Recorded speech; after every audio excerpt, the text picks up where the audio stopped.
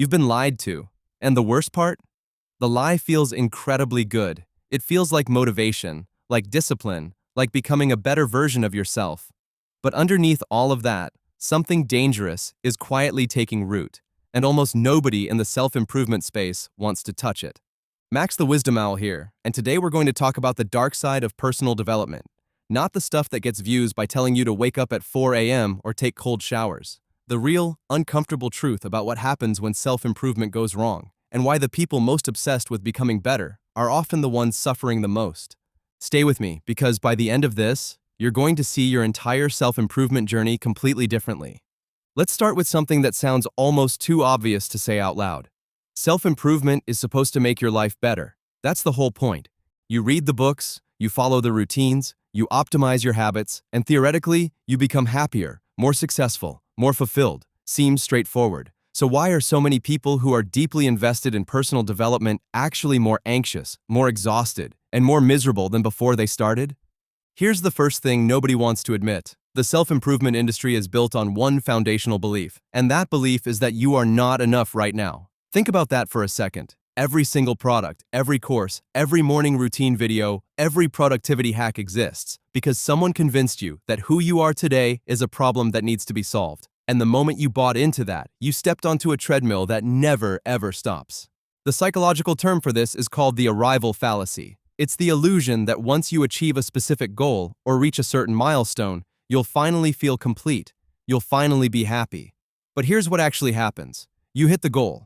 You feel good for maybe a week, maybe a month, if you're lucky. And then the restlessness creeps back in. So you set a new goal. You find a new system. You buy the next book. You're never arriving because the destination keeps moving. And the industry knows this. It's not a conspiracy, but it is a business model. Your perpetual dissatisfaction is literally the product being sold back to you as motivation. Now let's go deeper, because this gets darker.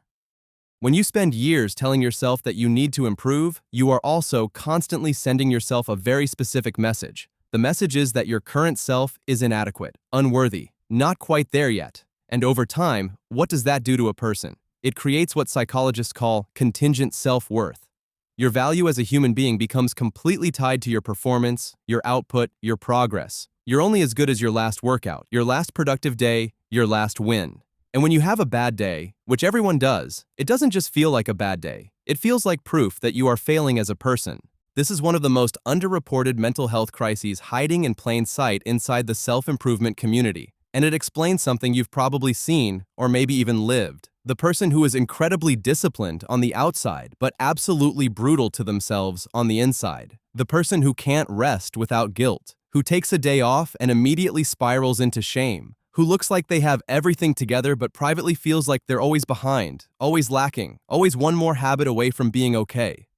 That person isn't thriving, they're performing. Here's something that should genuinely make you uncomfortable. Self-improvement at a certain point can become a sophisticated form of avoidance. Hear me out. When you're obsessively focused on optimizing yourself, on reading the next book, planning the next quarter, tracking the next metric, you are always living in the future, always in some version of yourself that doesn't exist yet. And that future focus, that constant orientation toward who you could be, is an incredibly effective way to avoid sitting with who you actually are right now.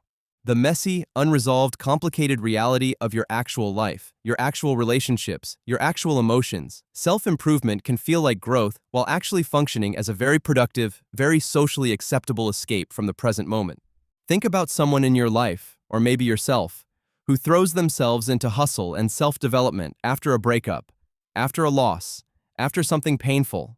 We celebrate this. We call it using pain as fuel, and sometimes that's real and beautiful. But sometimes it's just running very fast in the direction of a better future so you never have to stop and grieve or feel or face whatever is actually hurting you. Let's talk about something that goes almost completely unaddressed, which is the social cost of self-improvement culture. When you become deeply embedded in this world, you begin to filter everything through a lens of optimization, and that lens starts to corrupt your relationships in ways that are subtle but serious. You start to see people who aren't pursuing growth as liabilities. You begin to feel frustrated or superior when friends don't share your habits or ambitions. Family gatherings become endurance tests. Old friendships feel like they're holding you back. The people who love you most start to sense that they're not quite measuring up to whatever standard you're quietly holding them to. And let's be honest, that is not growth. That is arrogance wearing the costume of ambition. The self-improvement world often preaches about cutting out toxic people and protecting your energy. And while there's some legitimate wisdom buried in there, it very easily becomes permission to be cold, dismissive, and emotionally unavailable. The most evolved version of yourself is probably not someone who has optimized away the capacity to be present and vulnerable with the people who matter. Here's the part that really stings. A lot of people who are obsessed with self-improvement are unconsciously running away from self-acceptance. And the reason that's so painful is because self-acceptance is actually the thing that would genuinely set them free, not more discipline, not a better morning routine, not higher productivity metrics. Real psychological research consistently shows that self-compassion, genuinely accepting yourself, including your flaws and your failures, is one of the most powerful predictors of long-term well-being, resilience, and yes, actual achievement. People who treat themselves with compassion after failure bounce back faster, take smarter risks, and maintain motivation far more effectively than people who beat themselves up. The hard-driving, self-critical approach that most self-improvement culture celebrates is not the most effective path. It's just the most dramatic one. Now I want to be very clear about something before we go any further. I'm not saying self-improvement is bad. I'm not telling you to stop reading books or working on yourself or chasing meaningful goals. Growth is beautiful. Ambition is real. There is genuine power in deciding to become more than you currently are. What I am saying is that there is a version of self-improvement that is actually self-punishment dressed up in productivity language. And a lot of people are living there without realizing it. So how do you know if you've crossed that line? Ask yourself this, honestly. Is your self-improvement practice adding to your sense of peace and joy, or is it mostly driven by a fear that without it, you are somehow not enough? Are you working towards something genuinely exciting, or are you running away from something you're afraid to face? Can you rest without guilt? Can you celebrate a win without immediately pivoting to the next thing? Can you be present with the people you love without mentally cataloging how you could be more productive right now? Your answers to those questions will tell you more about your relationship with self-improvement than any habit tracker ever will. The healthiest version of personal development is not about fixing a broken self. It's about expanding an already worthy one. It starts from a foundation of acceptance rather than inadequacy. It includes rest as a feature, not a failure. It makes your relationships richer, not thinner. It brings you into the present rather than keeping you permanently exiled in an imagined future. And it never, ever makes you feel like the goal is to finally escape yourself. The dark side of self-improvement isn't some rare edge case that only happens to other people. It's the default setting of an industry that profits from your belief that you are permanently unfinished.